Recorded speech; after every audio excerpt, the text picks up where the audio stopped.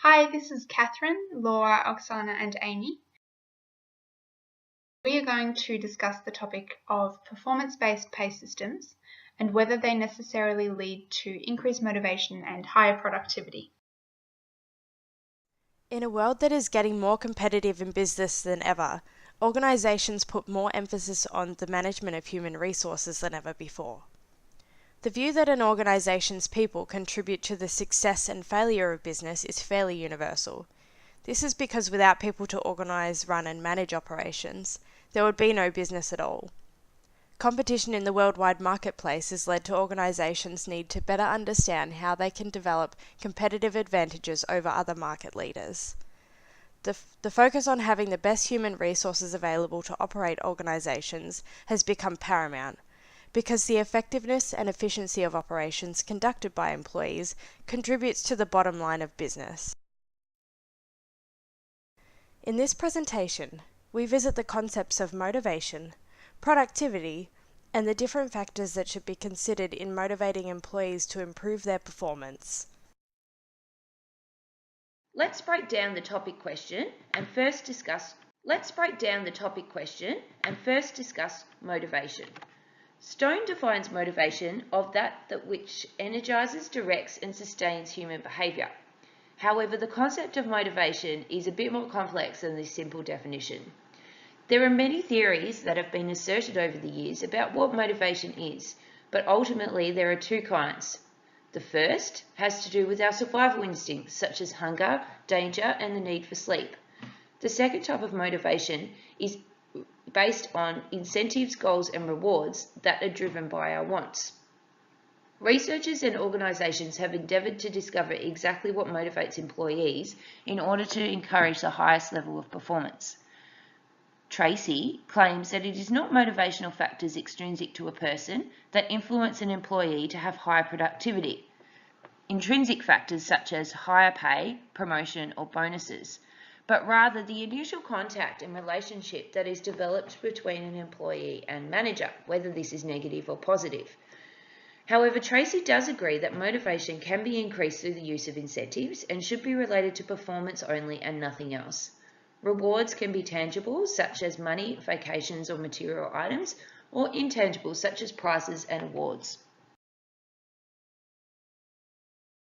An organization's level of productivity is paramount in its survival in the competitive business world.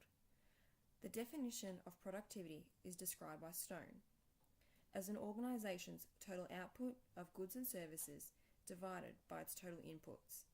That is the relationship of inputs to outputs. This definition, in essence, is what productivity is. However, it does not highlight the important relationship between productivity and the organization's employees. How productive an employee is within a company has an impact on the overall profitability and the success of an organization. The reason why organizations attempt to assess and incentivize performance is because of the large effect that it has on efficiency in the organization, and so that it can achieve its strategic business objectives. For example, if management notices an employee's sales grow, they may offer gratitude and incentives for their hard work. This would motivate the employee to strive and produce greater sales in the future. Performance-based pay systems are employed by organizations by providing incentives to the organization's employees.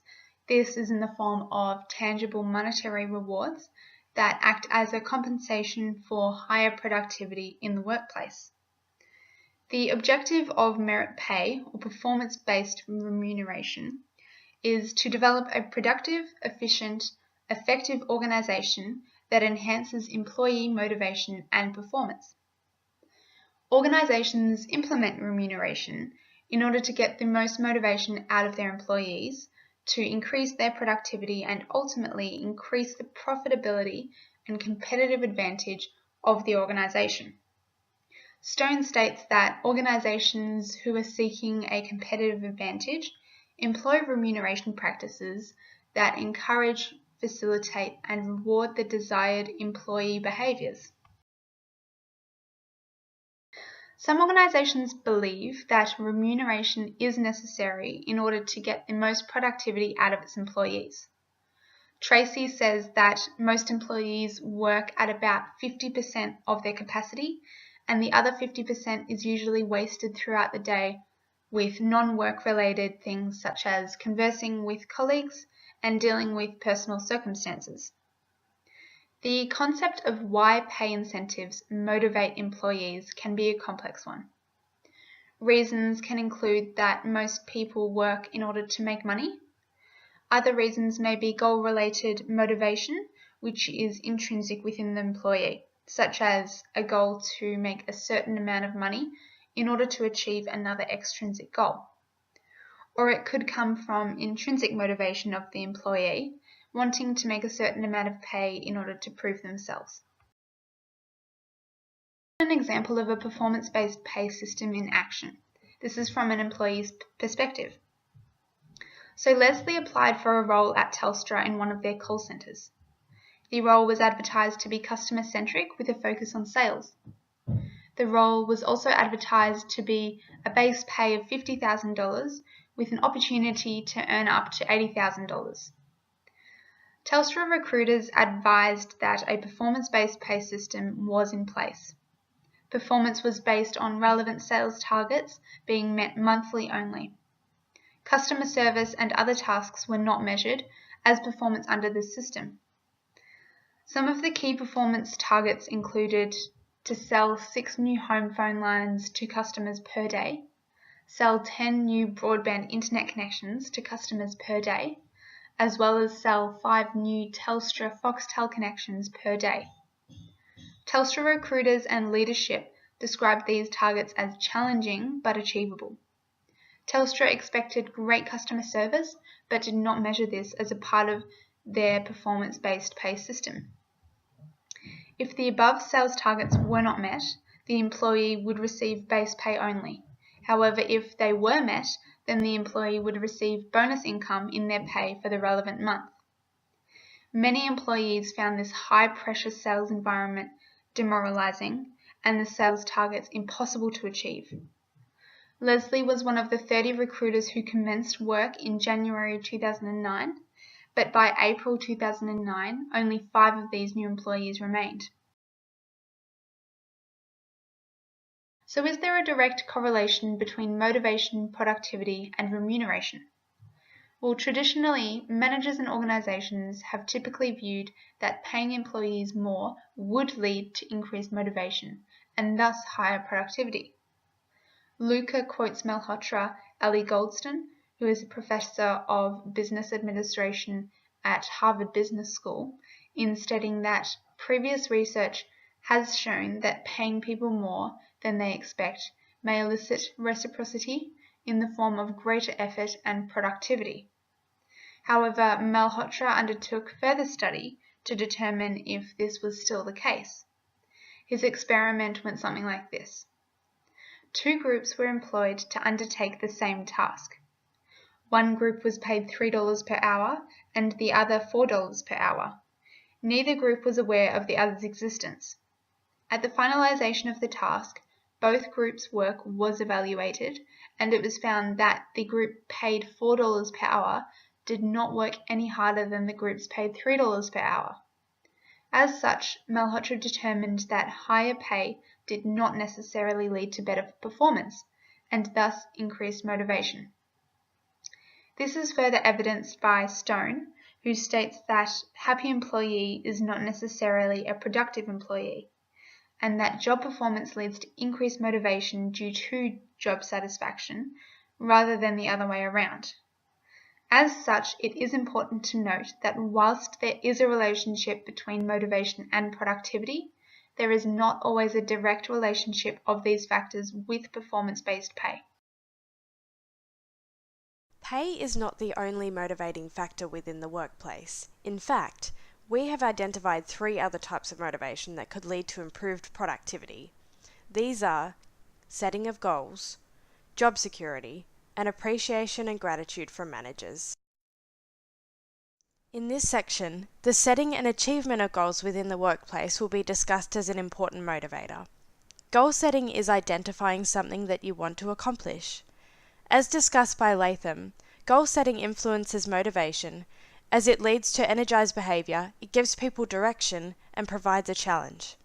However, Stone states that in order for goal setting to be effective, goals must be specific, challenging yet attainable, and must involve managers giving feedback on their progress. The goal setting theory is described by Kessler as if you give employees goals, their motivation and performance increases. The effectiveness of the goal setting theory is discussed by Newbert and Dyke. They state that it has been rated by organizational behaviorists as the most important thing among 73 different theories.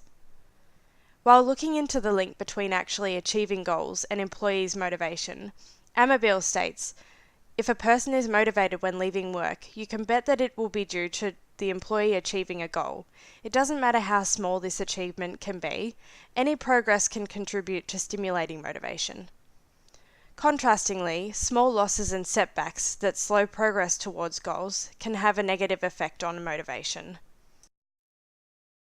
An example of where the setting of goals has been proven to stimulate motivation and as a result increase employee performance is discussed in relation to the American Pulpwood Association. The setting of challenging yet attainable goals in this instance made it clear to the workers what was expected of them. The result was that their employees' performance increased by 18% as well as a rise in organization's profits.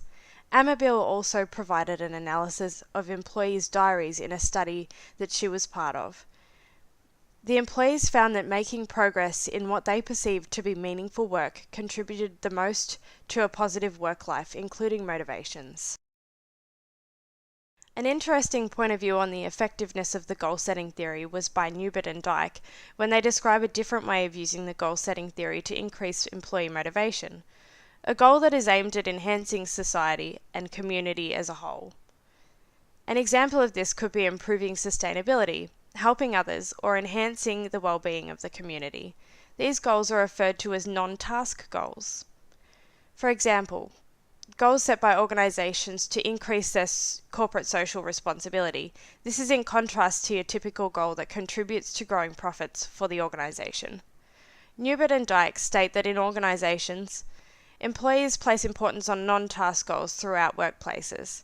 A specific example where employee performance was improved through this type of goal setting is where Herman Miller involved their employees on the pursuit of challenging their environmental goals. They decided to design their buildings to be ecologically friendly with other sustainable efforts. In the long run, it helped with boosting Herman Miller's performance. In order for them to have achieved this result, these goals must have resonated with what is socially important to their employees in order to boost their motivation and productivity. Managers can utilize this by encouraging the organization to adopt goals to better the community. Let's talk about job security as a motivating factor and how it impacts upon productivity. First, let's talk about job security as a motivating factor and how it impacts upon productivity. First, what is job security?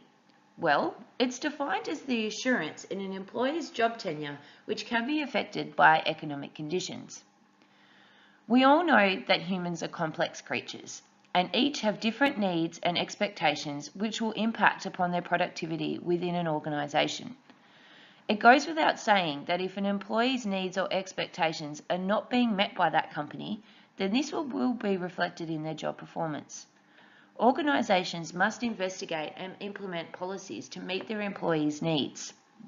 Job security is one offering to employees which can increase motivation and thus productivity. So how is job security a motivating factor? Well, offering job security helps employees feel understood and valued, which inspires them to work harder. This is a great way of motivating employees, especially in times of an economic downturn. Employees who do not have to worry about losing their job tend to be more motivated and more productive. In today's ever-changing world, job security unfortunately is on the decline due to technology advances, internalisation, demographic change, and changing policies. If employees are offered job security, they are less likely to be stressed, which in turn means that they are more productive. So why is job security such an important factor to employees? Well, job security plays an important role in the employee's social and working life. Minimising concern about employees' future contributes to maintaining labour peace, increasing organisation productivity, and protecting social values.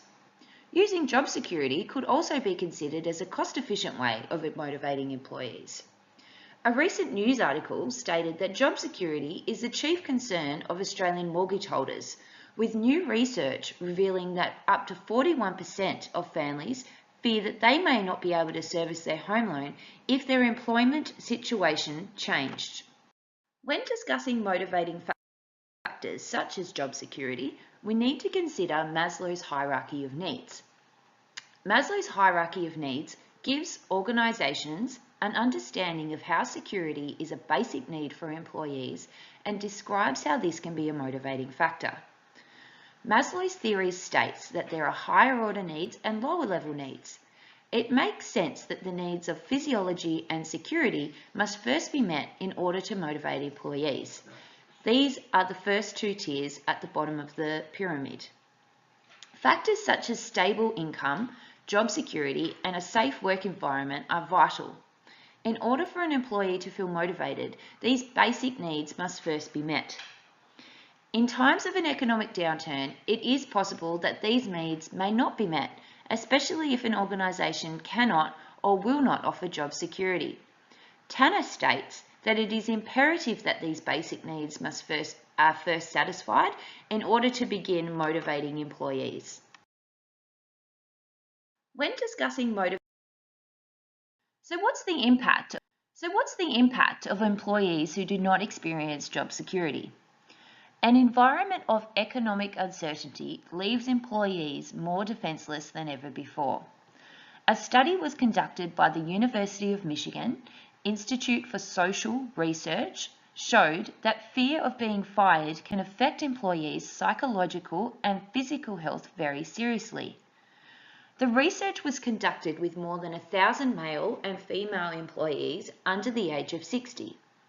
The studies found that 25% of employees worry about losing their job. Results indicated that once an employee begins worrying about job security, their health suffers, which leads to increased sick leave and reduced productivity. When job security is perceived as low, employees' health complaints are 5 times more as opposed to when it is perceived as high. A survey conducted by KPMG found that more than 75% of participants consider job security as a top priority. Employees simply wish to know that they are doing a good job and that their work is appreciated by higher level management. Employers showing appreciation to their employees is a proven method of motivation. Whilst money and salary can be one form of appreciation, there are other forms of appreciation that can also motivate employees. This could simply be a thank you card, an appreciation certificate, or recognition in front of their peers. Brooks discusses a recent study that identified up to 80% of employees say that they are motivated to work harder when management shows appreciation of their work. Brooks also states that employees are more likely to stay at their company if they feel more appreciation from their boss. Higginbottom discusses the clear link between employee appreciation and its impact on engagement and thus productivity. Recent studies have shown that companies who regularly show appreciation to their employees tend to develop a positive company culture, leading to highly satisfied and happy employees. Not only does happy employees lead to improved productivity and reduced staff turnover, but it also allows the company to gain a competitive advantage. This can mean an advantage against other companies that do not take an active interest in making their employees feel appreciated. Tanner discusses that the human brain releases dopamine. A reward neurotransmitter. When an employee experiences appreciation in the workplace, This brain function can then have a significant positive effect on the employee's work-life balance. Tanner goes on to discuss how gratitude has a positive impact on a person's wellness, sleep habits, metabolic function, and reduced stress. All of these factors directly impact upon the employee's productivity and engagement. Hertzberg's two-factor theory supports that appreciation is a motivating factor by differentiating between intrinsic and extrinsic factors to determine job satisfaction and dissatisfaction. Hertzberg defines intrinsic factors as achievement, advancement, appreciation, and recognition. He goes on to define extrinsic factors as company policy, salary, and supervision. Hertzberg determined that employees experience greater job satisfaction when intrinsic factors are present, i.e., appreciation and recognition.